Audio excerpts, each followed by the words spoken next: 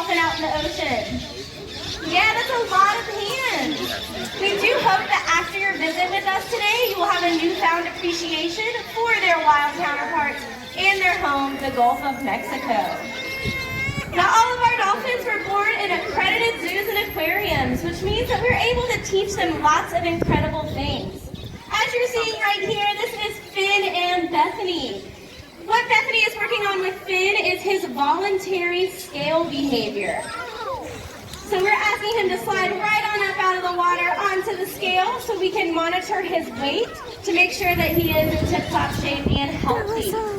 This is an example of what we call husbandry behaviors. Now what that means is they are taught to participate in their own health care. So just how you and I can go to the doctor and have various things done to make sure we're healthy, our dolphins do the exact same thing. So their scale behavior is an example of one of those. Another very important husbandry behavior that we teach our dolphins is to participate in a voluntary blood sample. We simply ask them for their tail flukes, and we actually take their flukes and get blood from a vein right there. That blood sample is the easiest way to get an overall look at every system in the dolphin's body. Now, not only do we train these medical behaviors, but we also train high energy behaviors. So out in the ocean, you might see dolphins swimming super fast to catch their next meal, or even jumping out of the water to escape a predator.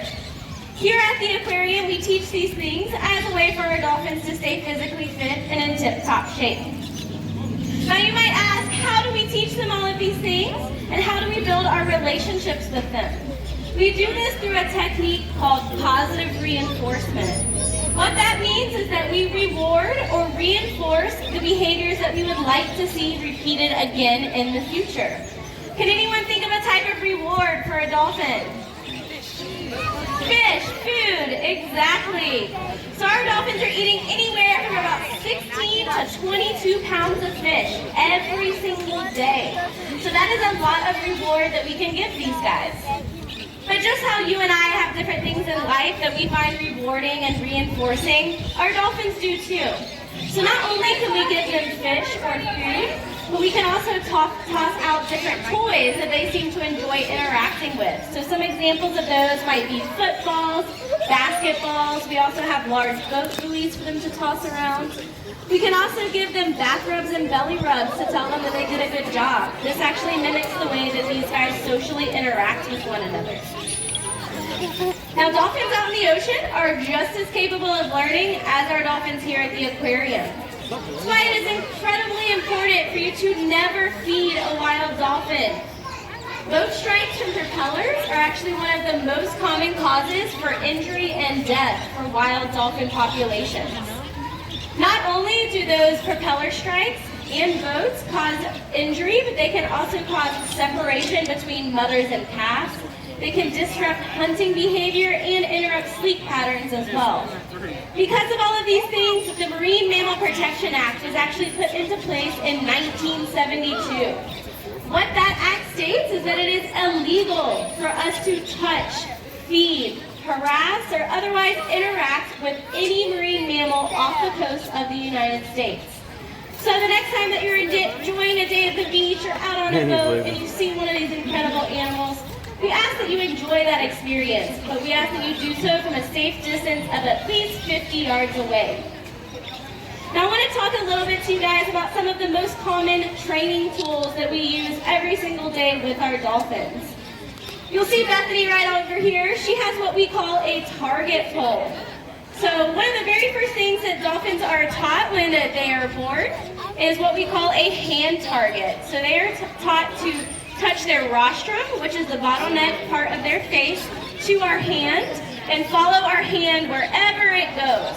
Now, as you can imagine, once we start teaching them more high energy behaviors such as high jumps and flips and things farther out into the habitat where our hands can't quite reach, then we actually will use what we call a target pole.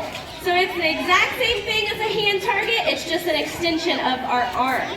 So we're going to have you guys actually take a look at Finn, who's going to be demonstrating how we use these target poles. So that slap on the water tells Finn exactly where we want him to come and jump out of the water at. Now over time, target pole to be able to see if he can remember where it was previously. So we're gonna see if he can do it just in just a second. See if he can remember where that slap was right here in the center. Nice job, give him a big round of applause. Now another thing you might have heard throughout our presentation is the blowing of our whistle. So the whistle actually tells the dolphins that they did a good job. So when we ask them a behavior and then we blow our whistle, it tells them that they can stop doing whatever behavior we asked and return back to us for some type of reinforcement. So these are training tools that we use every single day to help teach them all of the incredible things that they know. Now that you've learned a little bit about how and why we teach our dolphins here at the aquarium, we hope that you have a new understanding of their amazing capabilities. The future of our ocean depends on conservation and education. And just by being here today, you guys are already contributing to both of those things. Now, if you're wondering, once you leave the aquarium, how can you help their wild counterparts out in the ocean? There are several things that you guys can do.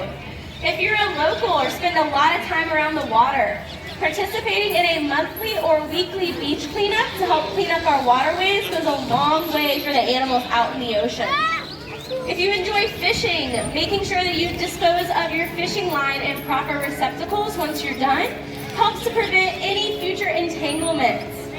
Now, if you're not from around here, you don't spend as much time around the water, that is perfectly okay. You guys can still help in a big way. Simply by reducing your use of single-use plastic. So instead of grabbing that single-use water bottle every day, if you simply have one that you can refill and continue to use, that helps to cut back on all of the plastic in our ocean. And another big one is simply just recycling. Every little bit helps, and together we can make a big difference. I invite you to continue watching the rest of our training session. Once we're finished up here, we will be coming out front to answer any questions you guys might have. Enjoy the rest of your day. Bye, guys.